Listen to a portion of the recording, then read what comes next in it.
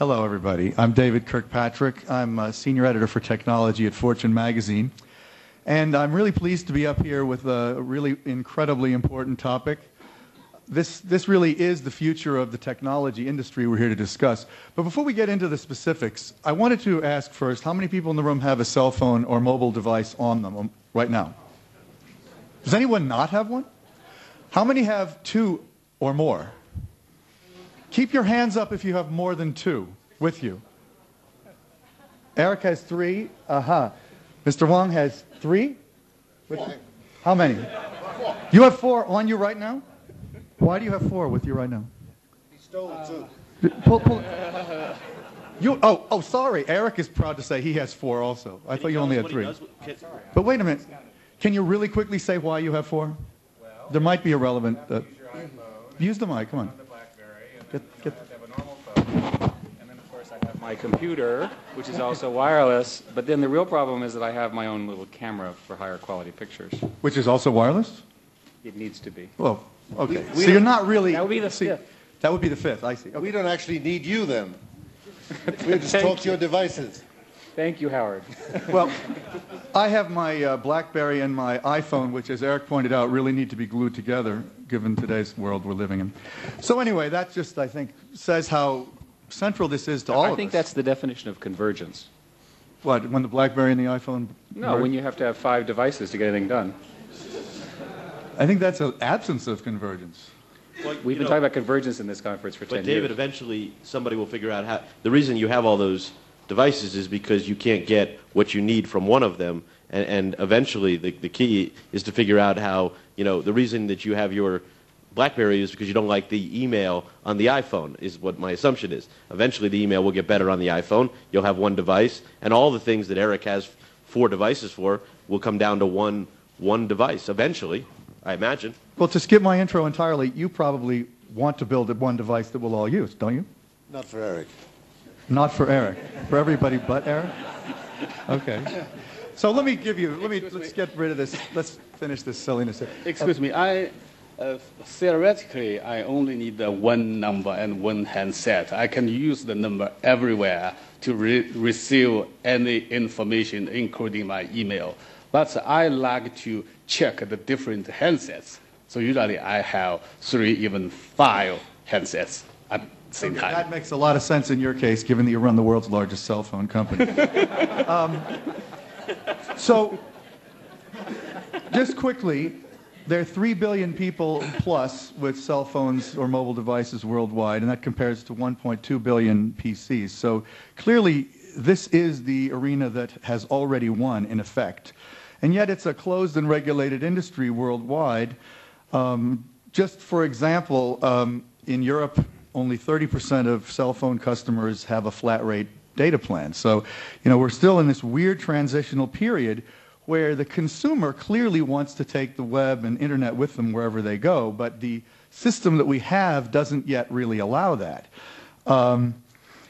Even though the devices themselves are rapidly acquiring internet computer-like capabilities, and that's, I think, going to happen extremely rapidly. It will not be long before we all routinely are carrying an HD-enabled, probably video cell phone. Already, people like Robert Scoble here in the front has a Nokia phone that broadcasts live to the internet, live, and he's probably using it right now. And he's been using it all over Davos. But that's a sort of, I think, a really early indicator of where all of our devices are probably going. So in effect, what we now call the cell phone is really becoming the de facto internet device. The question is, in terms of numbers, that's a given. It's just how do we use it? And there's a lot of problems with this transition, even though, on the one hand, the technology industry, because of all this, in my opinion, is rapidly becoming the mobile technology industry. But there's really a whole lot of business model questions that come up that we haven't resolved and we won't resolve today, although hopefully we'll say interesting things about them. The fundamental question is, can all the content on mobile devices be free, as most internet content, almost all internet content, is already? And one of the reasons that's a problem is I was checking, I think it's Forrester projects that total annual U.S. mobile ad revenue in 2012 will be under $1 billion even still. That's the projection. So we aren't even close to being able to monetize content on mobile the way we can, which is still imperfect, on the internet itself, even though we are trying to make this transition. So less than $1 billion in ad revenue on mobile in the U.S. in 2012, that's a bad statistic. Another statistic that I ran across, and this is also sadly only a U.S. data point, but only 3% of U.S. advertisers are putting display advertisement, that internet advertisers are putting display ads on mobile. So it's really not an ad medium, an ad carrying infrastructure yet. So I want to just go, I guess I'll quickly introduce the panelists. Luckily, we've already sort of gone right into discussion. From your left, Mr. Shin-Bae Kim, who's the CEO of SK Telecom, which is Korea's by far largest mobile company. Also, interestingly, SK, Korea leads the world in 1,000 ways with technology, but in the case of SK, they not only are the country's largest mobile operator, they also, if I have the data right, own the largest ad agency, record company, and movie studio. So in Korea, the convergence of mobile with internet has led to the mobile company owning essentially all the media. I think advertising agency too, right? So maybe you can tell us a little bit about that in just a second. Next to him, Kevin Martin, who's the chairman of the Federal Communications Commission, which regulates all communications in the United States. So he's a U.S. government official who's very aggressively interested in internet and mobile stuff. Some of you might have heard of Eric Schmidt, who's the CEO of Google. I don't think he needs too much more introduction. Howard Stringer, Sir Howard Stringer, who is the CEO of Sony, a company that has a really unique position as a mobile device maker in its partnership with Ericsson, and is also a huge content producer with Columbia Pictures and plenty of other record and movie and TV operations. Mr. Wang Jianzhou, who, as we've heard before, is the CEO of China Mobile, which is, with 316 million subscribers, by far the world's largest mobile phone company, adding 6 million new customers per month. Finally, that's China for you. Finally, Jeff Zucker, who's the CEO of NBC, and pure content guy, the only pure content person up here, so he has a different perspective we're looking forward to hearing. I'm going to start with Mr. Kim.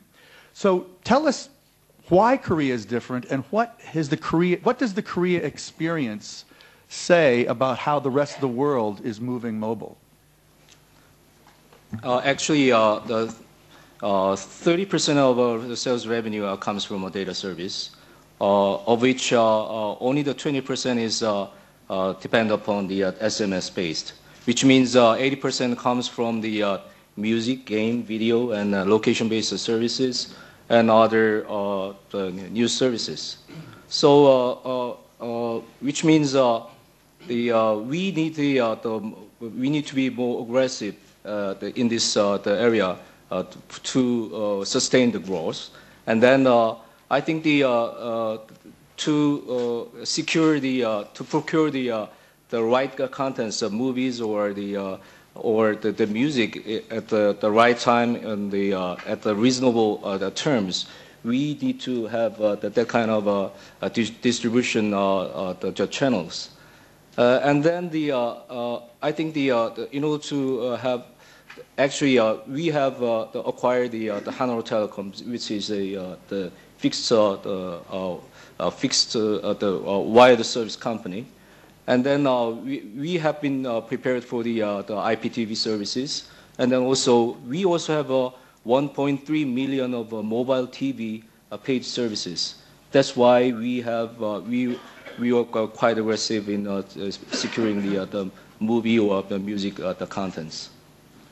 But quickly, how did it come to be that you own all the other media as well? Actually, that's the nature of the convergence. there is no industry boundary between the media and IT and telco services. As you know, the Apple, Microsoft, and then even the chip maker, the Intel or the Qualcomm, they are all involved in the content services. They are all global players. So we need to be, to compete with those global players from other industry. We need to be more flexible and then be more integrated. Okay, thank you. Mr. Wang, let's go from the most sort of advanced mobile company in the world to the largest one. Talk to us about number one, how is mobile changing China, first of all, as a socio-economic force? And where do you want to take your company? And are we reaching a point where all Chinese will have a mobile phone? And then what does that mean for example, the media industry, just to name one? Okay. Your second question, firstly. I think mobile phone now become a part of people's functions. It extends the function of people's eyes, ears, and mouth. So if someone has no cell phone, he will lack some parts of people's functions. So I think finally every person will have at least one cell phone. So in China and everywhere, I think everybody will have a cell phone in the future. And your first question, in China, China Mobile now has 370 million subscriber base, plus other operator, totally more than 500 million mobile phone users.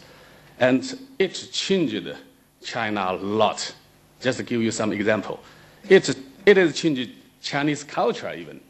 You know, for the New Year's greeting. In the past, Chinese person will visit one family by one family. Maybe always have a face-to-face greeting. Later, it changed into to send greeting cards. Later, to make our phone calls to greeting. But now, great changes. Everybody use SMS. And in New Year's Day, we have about 5 billion SMS for New Year's greeting. Just your company? Yeah, my company. Wow. And we got a lot of criticism from the press. They think we need emotional greeting. And you make the greeting very mechanical. But every year we got criticized, but every year increase of the SMS for greeting. How do they want it to become more emotional? What would be a way to do that? And people like to have emotion, but if you visit your friends during New Year's days, maybe you can only visit 10 houses. And if you make a telephone call, maybe 20 people. And you use SMS.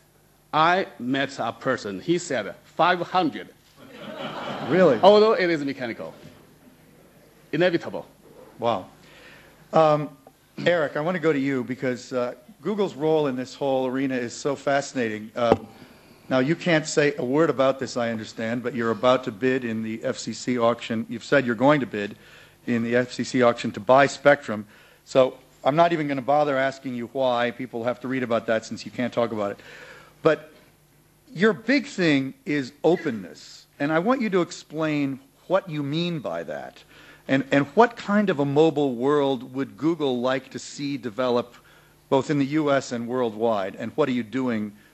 What can you talk about of what you're doing to achieve that? I'll defer all auction questions to the esteemed chairman to my right, who probably can't answer any questions either.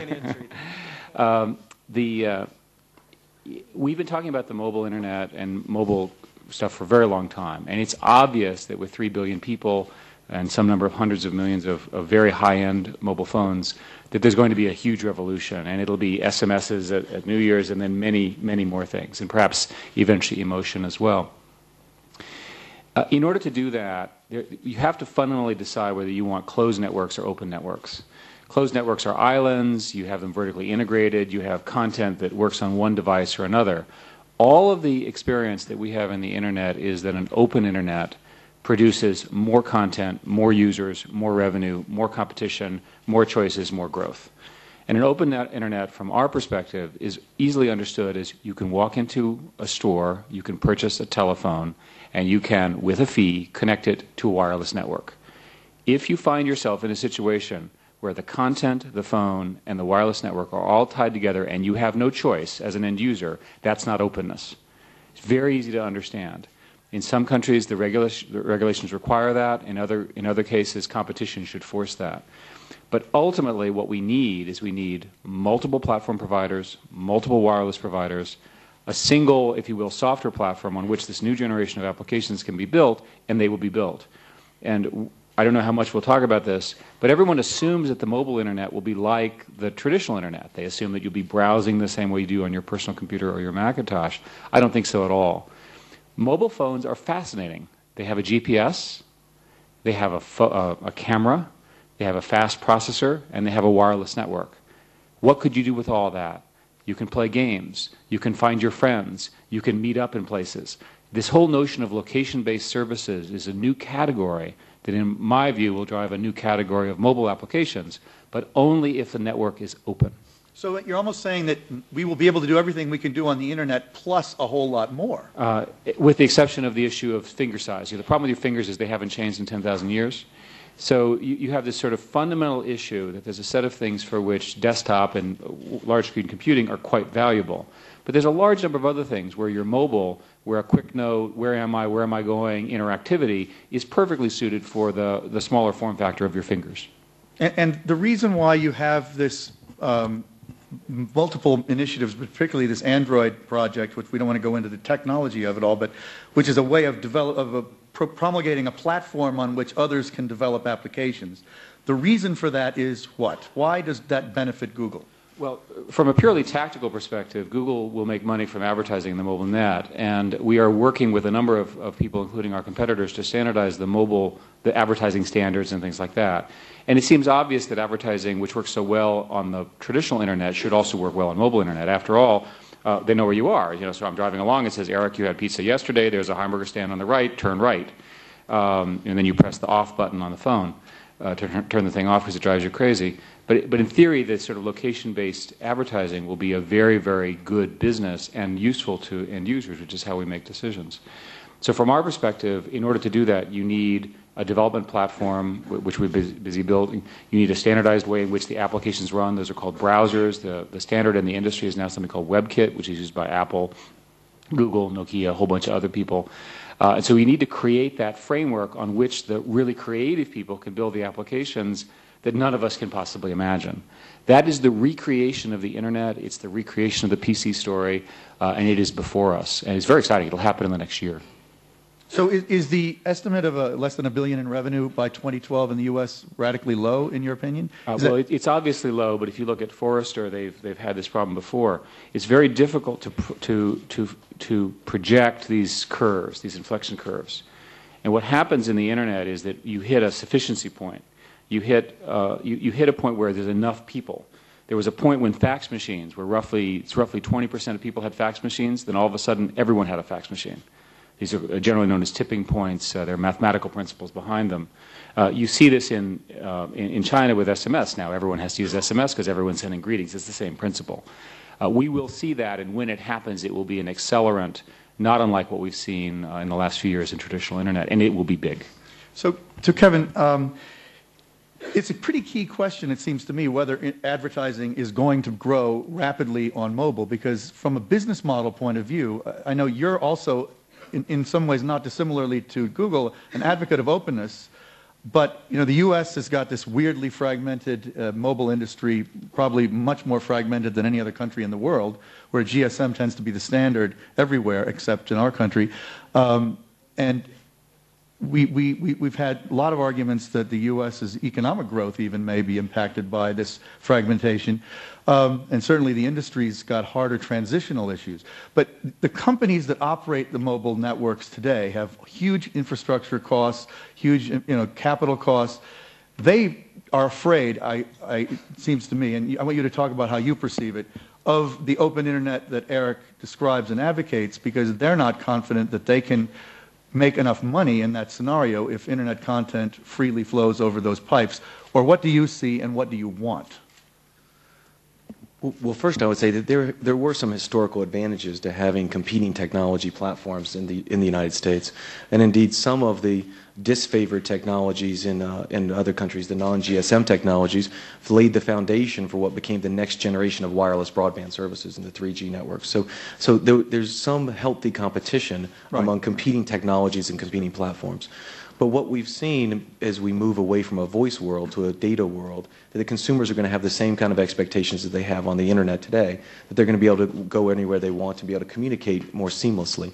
And not that's pay every time they do everything, presumably, right? Well, I think that in many ways, from the regulator's perspective, the business models will end up developing, and I'm not sure that we care as much how they end up developing as much as we care that it's open, that consumers can go wherever they want to go, and that the information is flowing freely over it.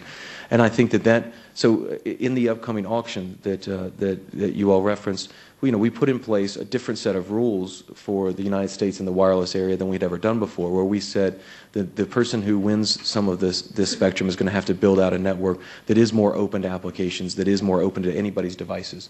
And that is going to create a much more open environment, we think, not only in that piece of spectrum, but actually have a spillover effect and push the other carriers to be more open as well. And I think we've already seen some of that, not only with the Android announcement with some of the traditional players involved, like T-Mobile in the United States, but you've got Verizon now announcing that they're going to move to an open wireless platform.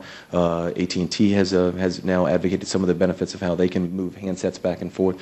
All of these different platforms may be in varying degrees of openness, but there's definitely a significant change from what it was a year ago in the direction of all of them moving to a more open environment. And I think what's important is that we continue that trend as we're moving back into a data world. But I also I think it's important, because I think this could ultimately, in the long run, be an important component of it. There's a lot of focus in the United States on the spectrum auctions and where we're licensing spectrum. But there's equally an important component of innovation on the unlicensed wireless space. In the United States, we've also traditionally held out pieces of spectrum that we've reserved not for any one person to be licensed, but for anybody to be able to use with some very simple interference rules. And that's actually been a source of significant innovation in the past. Such as the Wi-Fi networks that we're using here in this room, and WiMAX, which is a very strongly advocated platform by many. And I think that is going to be important for us to continue to keep that in mind, that much of the innovation is actually generated from some of the unlicensed areas. And I think we need to make sure we also continue to preserve and advance that as well. So I think that we're going to continue to push and urge the openness of the platforms on the traditional wireless perspective, not by imposing a direct rule that would be retroactive to the carriers, but rather by carving out this space on a going forward basis and hoping that has the kind of spillover effect, which I think we're already beginning to see, assuming that there is active participation in the auction. And I think that then we'll, in the auction on the piece of the frequencies, the piece of the spectrum that we reserve for these rules, and that people are willing to pay the minimum reserve prices for it. And then if beyond that, I think we'd be able to see it in some of the areas like the unlicensed devices, which will continue to have innovation and, I think, more openness. But just from a basic standpoint, how critical is getting wireless policy right for a nation's competitiveness? Oh, I think it is absolutely critical for its economic competitiveness and its economic growth.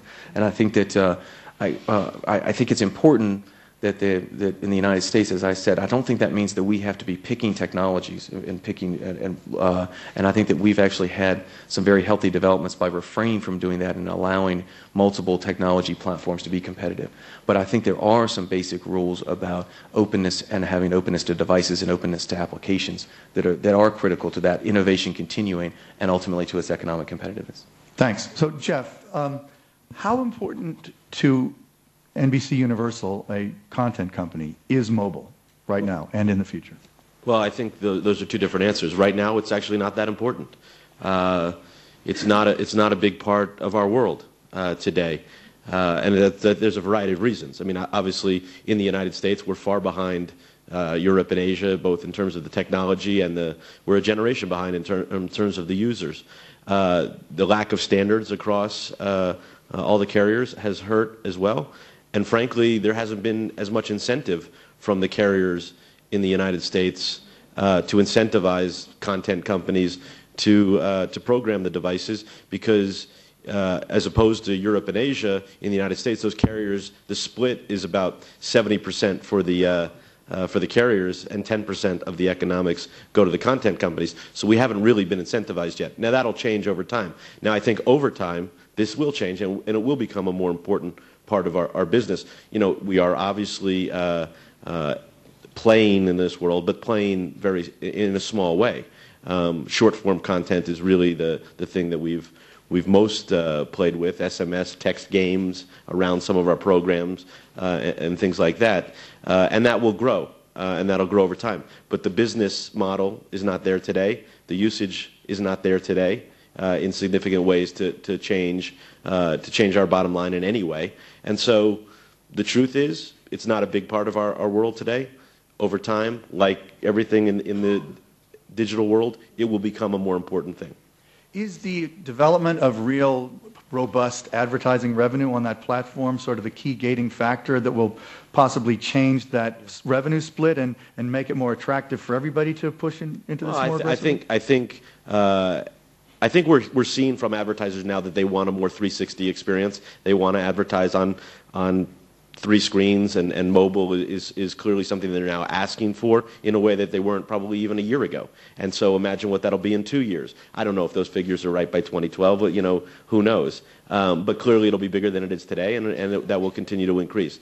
Their continued interest in it will help drive this. But also, you know, I think that, you know, the chicken and egg thing as to how much the carriers take versus how much the content companies take, that'll get decided by the consumer, frankly, because the consumer will actually demand the content, and they'll demand a better experience. And it'll force both of us to figure out the economics around who gets how much. Thanks a lot. So, Howard, you are in a unique position as both a device maker and content maker. Any particular insights that leads you to, and also just talk about how important mobile is to your content businesses generally, and also, as Jeff mentioned, how is it affecting the actual production of content in concrete ways? Yeah, show me the money is one thing you could ask from a well-known movie. I think it's a most exhilarating time because there isn't any obvious money. I was just thinking actually that Chinese Telecom's 500 million phone users. If I could sell you one song to each of your users, my music company would finally break even. And by the way, didn't you tell me in China, Mr. Wang, that you are the largest distributor of music in China, your company? I think we can do a deal here. Your company is the largest distributor of music in China. You know, in China, if music CD issue 2 million copies, that would be great. But it's very popular. We download for 10 million for one song. On your Very company popular. alone? Yeah. Right. Okay. Sorry, Howard. We sell you a lot of blank CDs.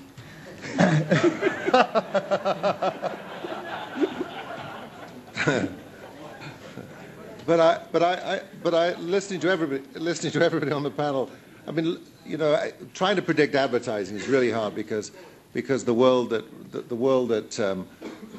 uses mobile phones, which is young people, don't like advertising much. But as was said, location-based marketing is a whole new arena, which is very, very exciting with GPS and everything else, that you go past stores and ping and do all of this. And I mean, essentially, we will soon be able to sell songs with using Track ID as wherever you go to pick up a song and then download the song instantaneously. The question about what you pay for all these things is a more interesting question. And if you have open networks, does Skype come in? Is all voice going to be free going forward? How do you find the money? It's changing so fast. If you look at the stock market the last few weeks, and don't look at my stock, but if you look at the cable companies, you're seeing something very interesting, because the cable companies are in really difficulty.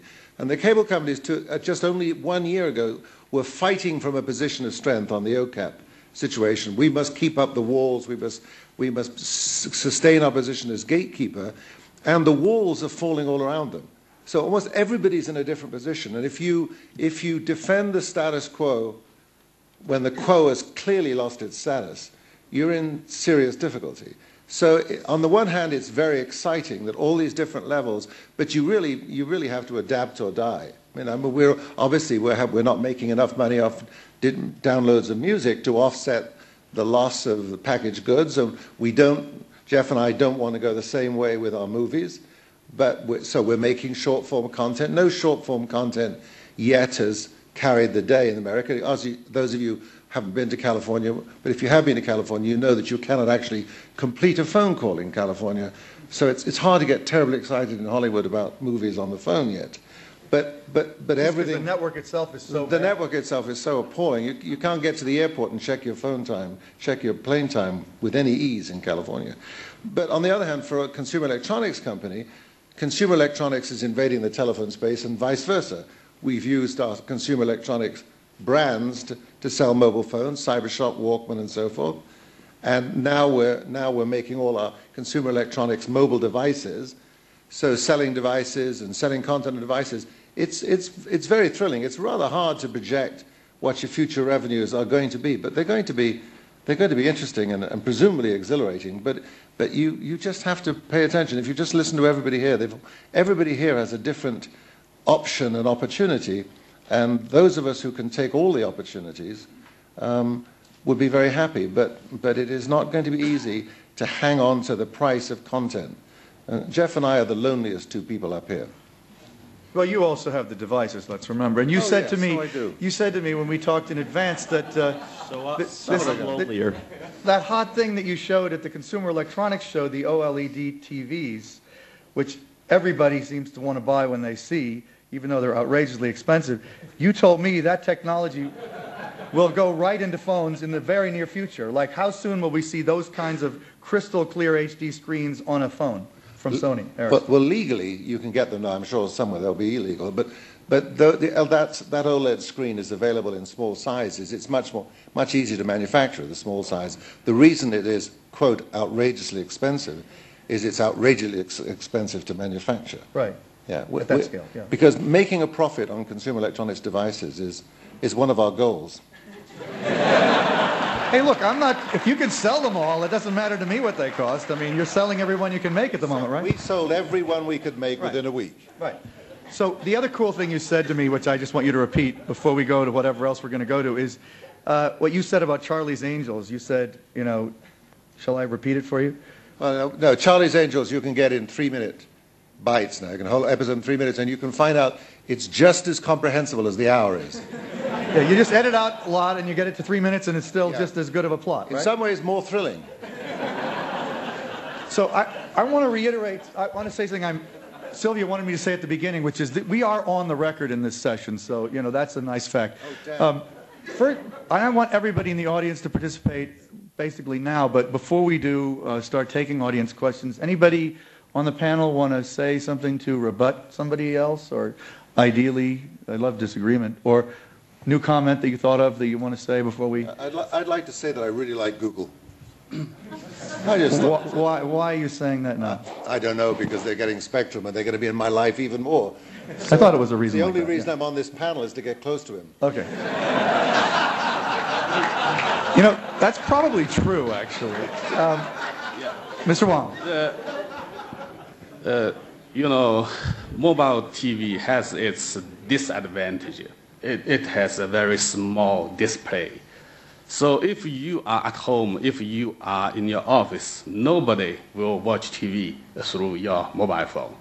But if you are mobile yourself, if, for example, this year there will be Olympics in Beijing, when you drive a car and a new world record comes, you would like to know the video. The only thing is to watch mobile TV.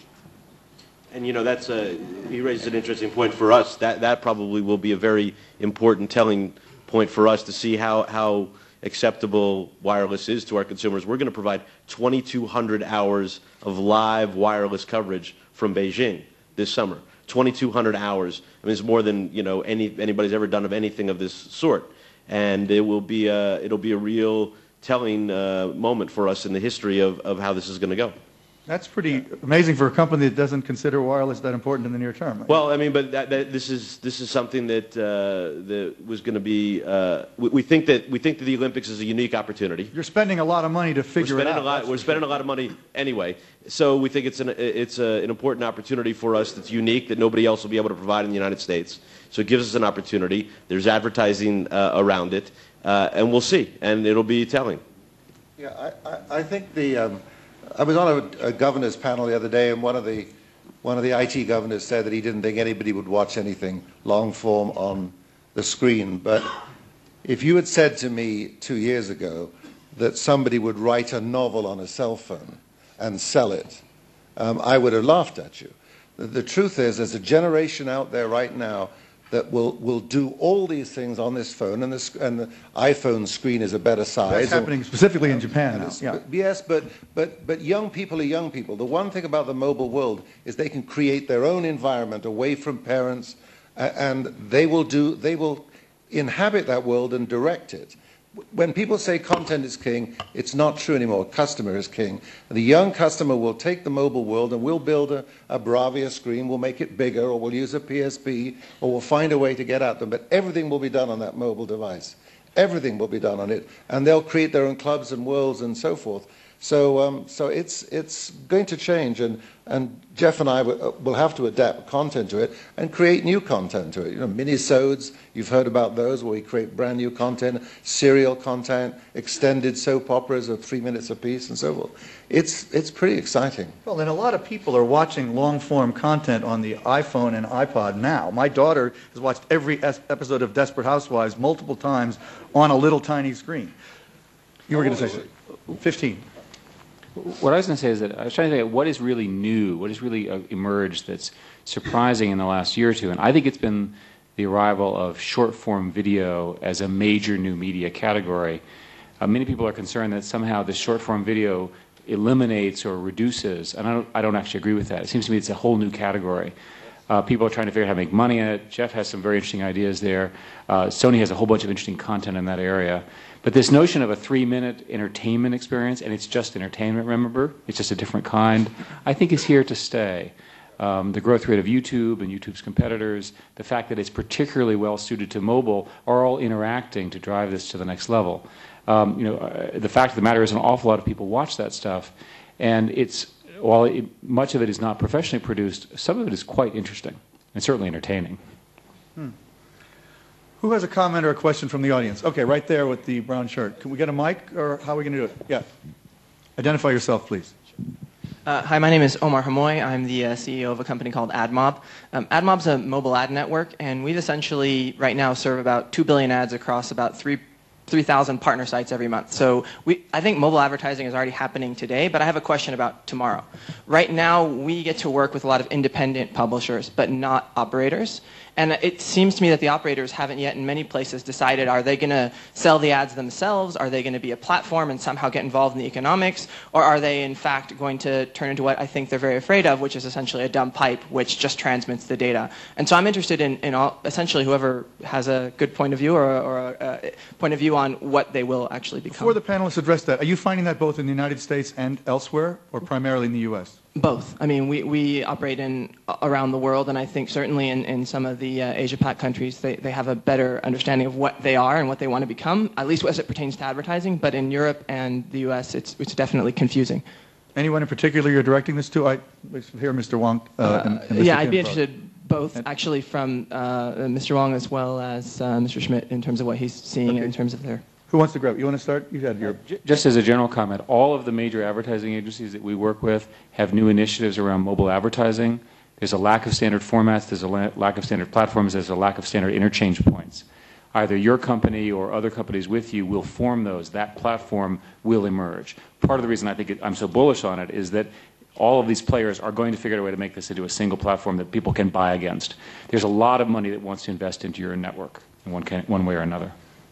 Either of our operators want to make a comment? Are you worried about becoming a dumb pipe? Which is... The advertisement is a new business for mobile operators. And we didn't like to do advertisement by ourselves because we are not the experts of that. But the problem is because there are no unified management platform.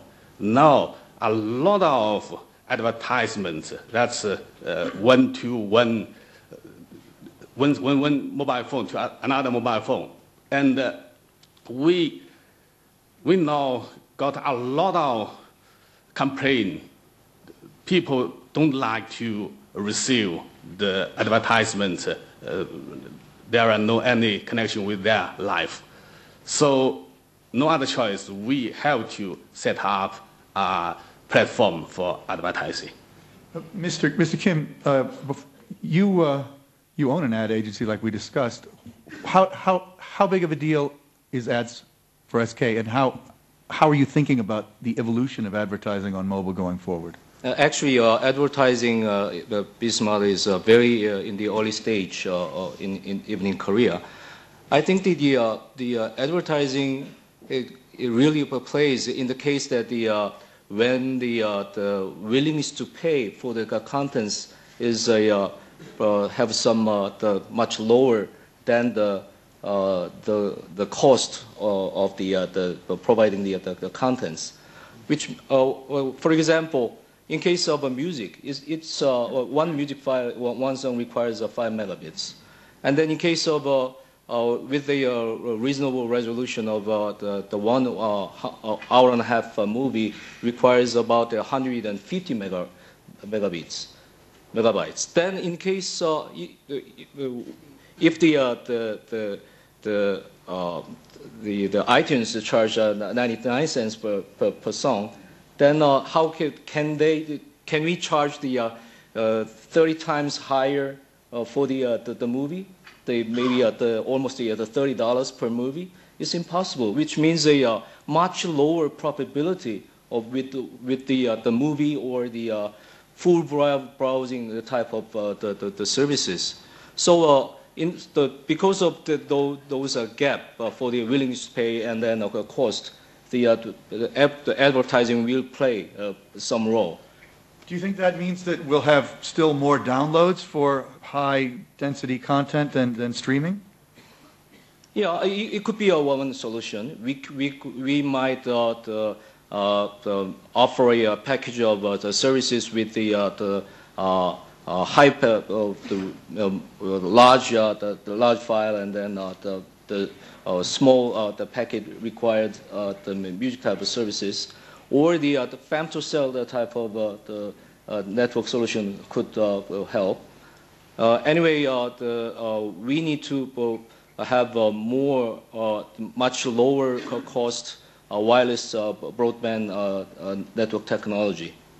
Are there many phones that can accept a downloaded video today in Korea? Yes. So how many of your, what percentage of media consumption, say for movies, in Korea is on a cell phone, downloads versus streaming? Actually, in case of a movie, it's still very costly. We actually not so active to market the movie. That's why we prepare the mobile TV provided by the satellite. Satellite. Okay. Yeah. But the handset is capable. About the 70% of the handset is capable of those the movie downloads and play. They have that much storage. Okay.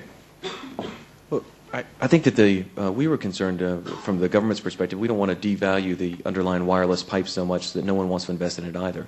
We actually didn't impose a wholesale obligation, for example, on those wireless carriers for that reason, but because we want people to have the incentive to invest in the underlying wireless network. But we don't prohibit them from vertically integrating, and we don't require any kind of structural separation. We allow them to be offering their own ads and their own applications and services. But what we don't want to see is them using that gatekeeper function to prohibit others from being able to come and do that. And that's what and I think there was concern about that, concern about the lack of innovation or the difficulty that people like you and others that were innovating in applications in the wireless environment had in getting on the network, which is why we think we needed to take some small steps in that direction. But we do want to make sure we don't completely undervalue the pipe because it's what's going to be important for everyone to ride upon. Okay, I don't think we need every panelist to answer every question. So when you ask a question, let's direct it to one panelist ideally so we can move through a lot of questions or comments quickly. This guy, and then we'll go back there. Go ahead. Oh, nice. I didn't recognize you. That's quite all right. Hi, I'm Jonathan Zittrain. I teach cyber law at Oxford University. I share Eric's and others' enthusiasm for open platforms. I want to be able to get to Jeff's content or Howard's content without their having to negotiate deals with intermediaries, and I like the idea of running outside applications from anywhere on my phone because that's where the innovation is going to come from. I'm also aware, though, that our prototypical successful open platform is the personal computer. And there, 9 out of 10 of the New Year's greetings I get have viruses attached and such. And the level of unpredictability and instability we have on our PCs, I sense, might not be something that we would accept on our mobile platforms. We accept them more to act like automobiles or refrigerators in reliability than we do like a PC. And I'm curious, I guess maybe Eric is the one to put on the spot about it, how do we strike a balance on the next generation open platform? Is it okay to make it pretty much like a PC or not? That's a great question, John. I guess I'm surprised because open platforms are like Linux, not Windows. So we knew he thought that. What am I missing? Let me answer the question more generally. The technologies of the net are robust in this area. There are lots of new ways in which viruses are addressed, and I think we'll be fine. The open innovation that's going on now, there are not a lot of mobile viruses, and I don't expect a lot to be. The quality of all the platforms are much better now. Anybody else had a quick comment on that? I like statements. They don't even have to be questions. And Jonathan's statements are always articulate. I said I'd go to you next. Yep. The question is to the mobile players and maybe to the regulator as well, Martin. Identify yourself, sorry. My name is Uday Kotak from India. In the banking business, mobile platforms getting into the payment systems and banking, and how do you see the future of that? Either Mr. Kim or Mr. Wang want to address how banking is going to go mobile? Actually, we have started the mobile banking and payment about 3 to 4 years ago. But we have some conflict with the financial institutions or the bankers. So I think What's the nature of the conflict, real quick? Actually, they want to. It's a kind of the initiative. They want to allow the customers the kind of the certificate to have that kind of the software into their the chip for security. Yeah, for security. So whether the mobile operator have the right to do so, or the financial institution. That's still a conflict. So who's going to pay for the security is really the conflict there. Mm-hmm. Okay. Yeah. I did interrupt you. Did you finish what you were going to say? Yeah. Actually, so I think the mobile banking and the payment will be. I think there's a lot of the potential for growth. We have two kinds of banking service in our mobile business. One is to use mobile phone as a personal computer. You can do the electronic banking service on your cell phone. The second is the mobile payment. We add RFID into the ordinary SIM card, so you can use your handset to do the small payment. Interesting. Michael, let's get a mic right here. Mic to mic. Mike Arrington from TechCrunch. Kevin, this is for you. When you came out with the new mobile 700 megahertz auction rules, it seems like a lot of openness, but some things that Google asked for you didn't give, and you've given some defenses for that. Here's my question. Google put pressure on you by, I believe they put pressure on you by having an open sort of letter that everyone in the world read saying what they wanted you to do. Your commissioners seem somewhat divided. You came up with final rules. My question is, how much did the pressure that Google put on affect the decision-making process, and how much of it did it help you, because I know you're a proponent of openness, convince your commissioners that that's what's good for the country? Well, first I would say that an open letter is nothing like the pressure that the others can put on in more private ways. So I actually appreciated the openness of it. I mean, it was not anything that was contained in the letter besides a commitment that they had publicly made to auction. There wasn't anything from a policy perspective that they hadn't advocated. But I didn't view that letter as putting pressure on at all. I actually think that it was probably, I'll let Eric respond, but I think it was a mechanism of trying to build support and to indicate how serious they truly were.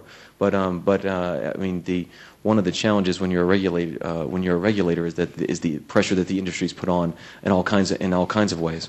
But so I didn't view it that way at all. I viewed it as getting to the merits and indicating how serious they were as willing to be a participant.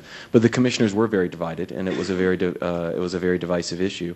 And in the end, I did try to end up having a compromise. Whereas I said I didn't put forth everything that they had advocated. I did want to make sure that we didn't undermine people investing in the underlying network. But at the same time, I rejected the calls of many of the carriers that said that this was not going to be technically feasible, and that there was no way you could adopt the kind of open handset requirements that we've had in the wireline industry for years. And I think that was equally important to move forward on. And so I think in the end it was the merits of it, not any kind of pressure that I think that was persuaded me, and I hope all my fellow commissioners. Okay, back there we have somebody, right behind you, sorry. Yeah.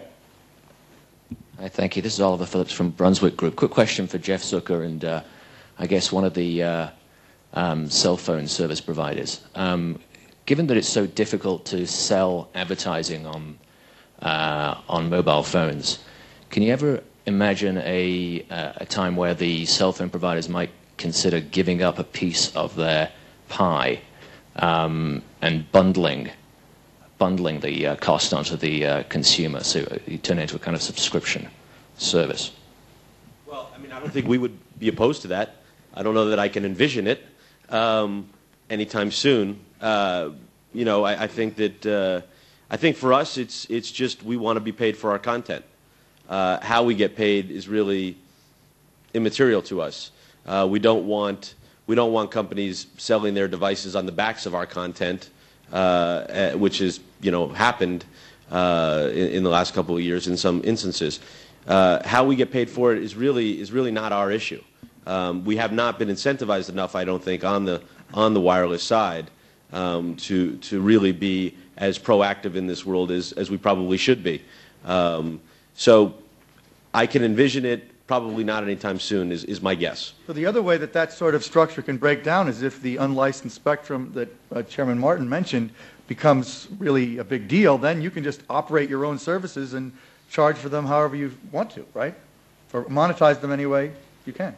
In theory, sure. You won't need anybody's cooperation to do a WiMAX. Yeah, I don't think that I don't really know that that's the way it's going to go. I don't really envision that, but in theory, sure. Hasn't Intel tried to convince you that it was going to go that way? We've heard from a number of people. I would say operators are a lot friendlier now than they used to be. Because of that kind of thing? Well, because of the openness. You saw what Verizon did recently. That would have been unheard of a year ago. They had a little role in that, maybe. Yeah, I know he did, and God bless him. He's really I have one point about the mobile advertising. I think many people are interested in this issue. And I think mobile advertising is different from that of the magazine, newspaper, and television. And it is also different from that of internet. We have our advantage because we not only know who you are, and we also know where you are. So we can send the special information for people and when and where they need this kind of information. But it is a very complicated issue. You know, Just a commercial entity it brings another problem, that's the privacy. For example, once when one guest enters the gate of a hotel, we give them a location-based advertisement. This hotel provides various new services you can enjoy. And he complained, why, I'm now in your hotel. Is that happening now, though, or is that a future possibility? That's the problem. And now we have some method to solve this issue. We needed to set up a club. Only club member can receive this kind of location-based information. Now? And yes. And we will give them some return. For example, to send the stamp into their handset to use that to buy something free of charge. Like a coupon or something like that. Uh-huh. Yeah. Okay, the blue shirt hand back there. Sweater, I mean. And we'll get somebody over here. Who wants to speak over here? Okay, we'll get to you next. Ron Nickel from BCG. I would like to make a comment and then hear the response. First, the difference in average revenue per user in the emerging markets and the developed markets is in the order of a magnitude $40 or $50 in the U.S., $4 in India. How do you see that in terms of long-term sustainability and what's going to happen in which of those markets? Who you're addressing that to specifically, ideally? Well, I think if Kevin could answer it because he made a comment earlier about supporting the infrastructure in the U.S., and Mr. Wang would be a good response from China. Okay, and thank you for turning us more to the emerging markets. Well, I mean, I think that in the United States, you are going to see competition continue to end up decreasing those rates. But I think that we want to make sure that we have both, as I said before, infrastructure investment and innovation on the edges of those networks. And I think that we can end up balancing both of those. I think that it obviously is a challenge in the developing world, and I'll let. Make it up in volume, is that yes, it? many analysts presented the same question to me. In your country, with lower ARPU and lower usage, can you keep the good margin? And wait, ARPU, average revenue per user, for those of you who are not in the industry. Right, special term, yeah. And my answer is, the mobile communication network is different from the fixed network. If you are a fixed subscriber, the telephone office needs to have a line like Cooper from the office to your home. A lot of fixed cost will spend. But for mobile phone, most of the costs are changeable. When you use, we pay cost. If you don't use, we don't pay cost. So although the lower usage, lower ARPU, if we can keep the lower cost, we can still keep the very good margin. And the most important thing is we have to control the acquisition cost. So we don't pay handset subsidies.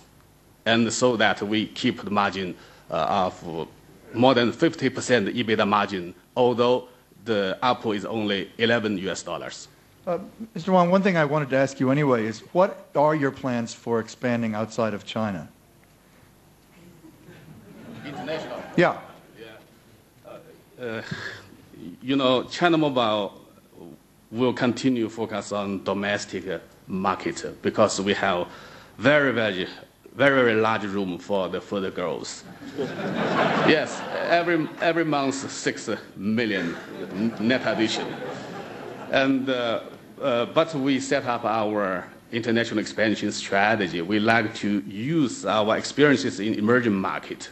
I visited some emerging markets. I think the situation in many emerging markets are very similar to those several years ago in China. And you've made some investments outside China, haven't you? Yes, in Pakistan. We acquired a Pakistani mobile phone company, and we now doing the network expanding. And we have our advantage because we have a very large scale. We can get the lower price for procurement. So when we got the company, it had only 900 base stations. And now, I think by June of this year, it would become 4,000 This base is a stations. Pakistan company? In Pakistan. But in Pakistan, you also can make money, to answer the question specifically. I don't know the results. The first job is to expanding the network. Pakistan is a large country with 160 million people, but we had only 900 base stations. So the first job is to roll out the network, then to promote our new brand name. And of course, the purpose for international expansion is not for expansion itself, is to make money. Okay. I said back here. Okay. Nikolai, my name is Nikolai. I'm head of Russian operations cellular operator Telecom. So we all are looking for future growth potential. And I think we talked a bit location-based services. We talk about mobile TV. I was a bit scared that 100 million Chinese drivers will use mobile TV. But still, the service is very good. And we also talk about music and games. But maybe something else we are missing. Maybe Mr. Kim could elaborate, being so advanced. What else could be future growth drivers and areas? Interesting. Actually, the most popular the services in terms of the revenue is the music, game, and then a community service. It's like a MySpace type of the social networking service over mobile, and then LBS service. And then what is that? I'm sorry, LVS? Location-based services. Location-based services. And then the news service. And then the video or the picture of the star or the celebrities. So I think those are the main area. And then I think basically the mobile provides the three. The benefits.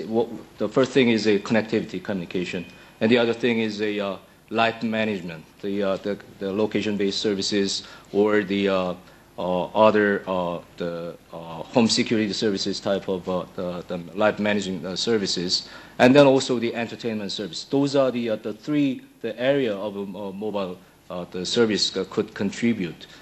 So I think the next area should be the free internet browsing over the mobile, but it's still it's very costly for the mobile operator. I think a new application will be from three parts. The first, it is from the new technology. For example, the mobile TV and the location-based services. And the second, that's very simple. That's because of the large quantity. So we can easily to have some new applications. For example, because everybody has a cell phone. So if you like to know how many people are there in the stadium, very easy. How many cell phones registered at this cell, and how many people in the supermarket and anything. It's very easy to do that. And so if you like to do the traffic volume in a highway, in the past it was very, very difficult. But now it become very, very easy because every car has at least one cell phone. We can know the volume, we can know the speed. And the third part will be from the conversion between mobile and internet. And we are doing a very good application for that. For example, China Mobile has a very good cooperation with Google China. People can use mobile phone to do as a search engine. That's very helpful. So Google is the default search on your phones now? Is Google the default search on your phones now? The primary search engine on your phones is Google? We use Google's content. Yeah. Yeah. The answer is yes. Lucky you. Okay. All the way in the back.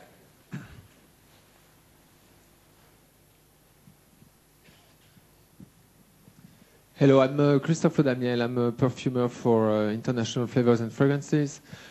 So I create fragrances and also technologies for very large corporations, which you know in the fashion and beauty industry primarily for now.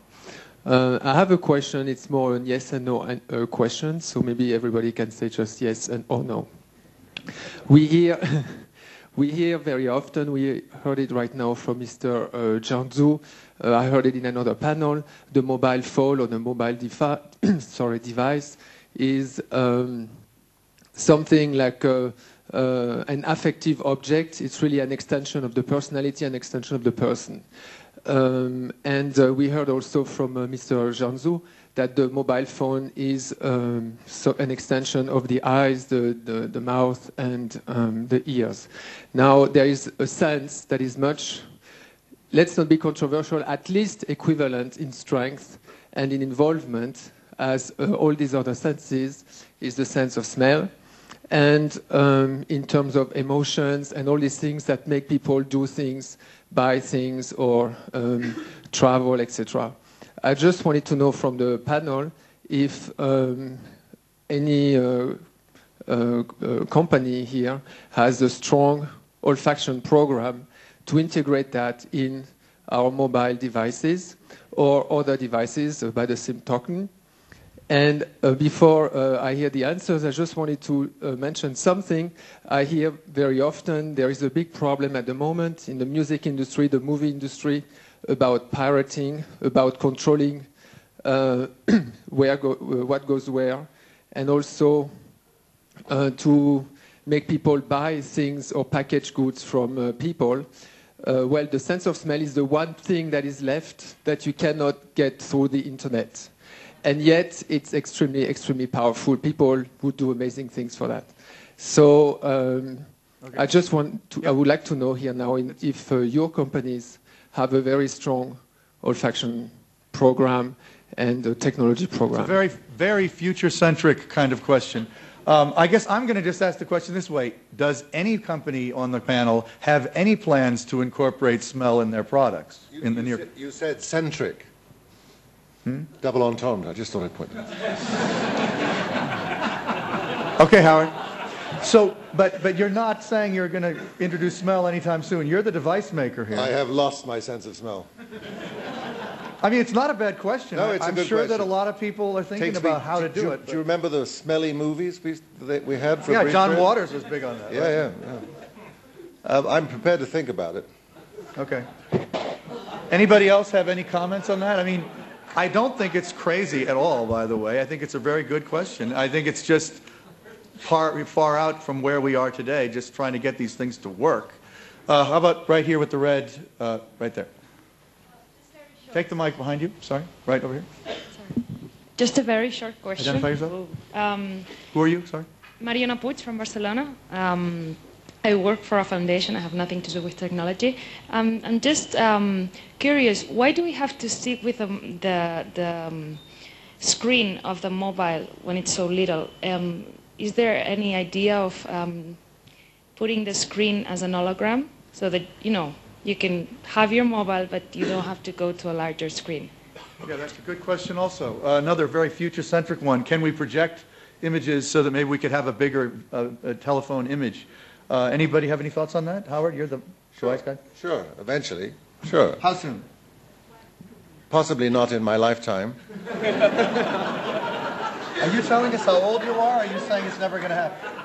And that's a disturbing thought, but I've been here 5 days. It's not that long, Howard. No, all those. I mean, who would have thought 3D without glasses? Who would have? Yeah, I think there are television shows that demonstrate that now. I don't think it's very far away, 5 to 10 years, something like that. I think even though it's not the hologram, I think it's a matter of the cost. But we are now working on the small projector. It's only this size.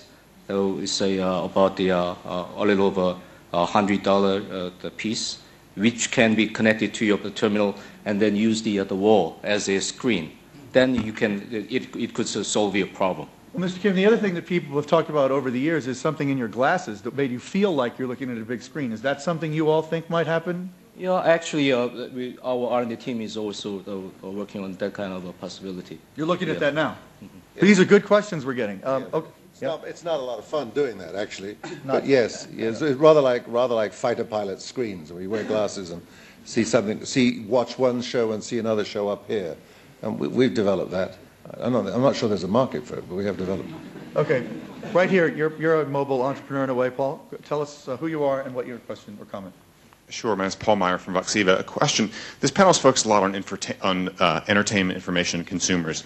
The Internet is used for more than that. It's also used for business. My question is, how do people see the emergence of enterprise applications and business applications on the mobile phone? And maybe Mr. Wang and Eric Schmidt could speak to that question.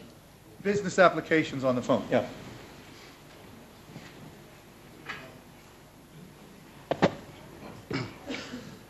Yes, a lot of new application will be for business. In the past, in many places, especially in Asian countries, when you talk about wireless data, it means the entertainment. But we find there are a big usage in businesses. And for example, we now have many machine-to-machine usage based on the mobile network. You can use mobile phone to have a remote control for many machines, and so we think it will be a very, very large market. Right. So most companies are converting their internal applications to what are called web service or web-based applications, and so they're ready for mobile phones. Most companies also give their employees mobile devices, so it's natural that they would give better ones. The thing that's been holding them back has been security concerns, and for legitimate reasons. And in the last year, a set of security protocols for mobile devices has emerged. So now it's possible, and indeed it's growing very quickly. Congressman Markey, you had a question? Is that? Yeah, please. I didn't see you. No Eric problem. kindly pointed out that you were in the audience. Thank you. I appreciate it. Mr. Jianzhou, when you said that you'd be able to tell how many people are in a stadium just by checking all of the cell phones, there's a kind of a bone-chilling quality to having a company or a country be able to know that about their own people from maybe a non-Chinese perspective.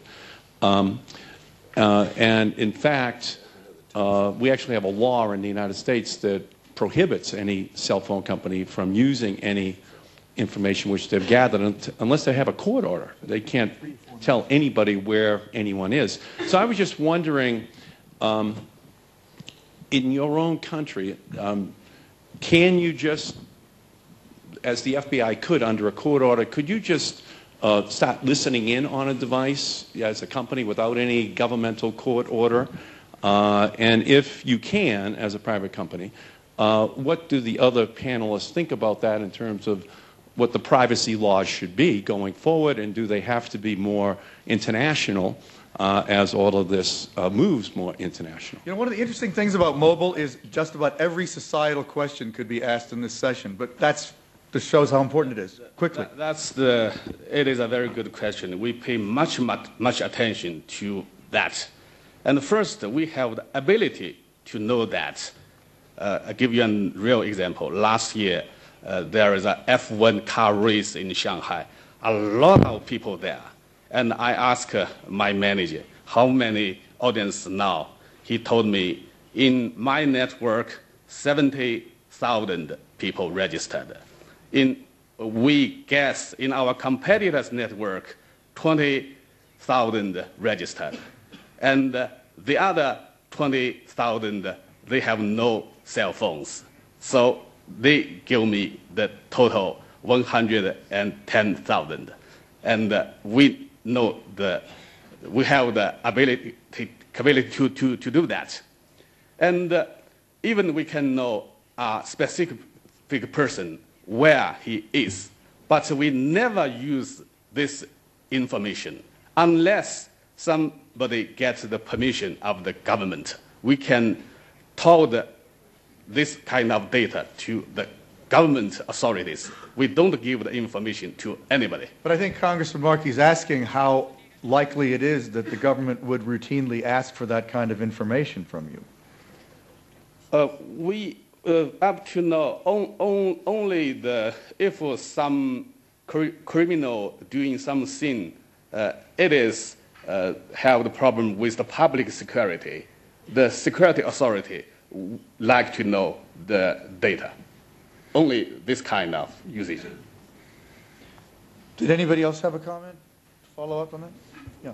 Well, just, I mean, I think it's obvious that when you're talking about the possibilities that will be enabled by location technologies, there's both commercial applications, there's public safety applications as far as knowing where someone is when they dial 911, but it does raise significantly the privacy concerns, and that's why you do have very significant rules in the United States about the way the government has to go to court to ask for that information, and about the fact that commercial providers can't be using information about individuals that way without their permission. There are more CCTVs in England than there are people. So, I mean, these security concerns are more widespread than the cell phone. Cell phone is, I mean, you can always throw away a cell phone if you don't want to be spotted somewhere or you don't want people to know who you are, and you sure couldn't do the sequel to Bourne Supremacy without a cell phone. So the security is a very big issue, and the opportunity to find out who you are and where you are, but it's still limited sufficiently, I suspect. Unfortunately, we've run out of time. The questions are fantastic. A lot of you had your hands up. We didn't get to you. I apologize. It's a great group up here. I learned a lot just listening, and I thank you all for being here. Thank the panelists. Continue the dialogue elsewhere.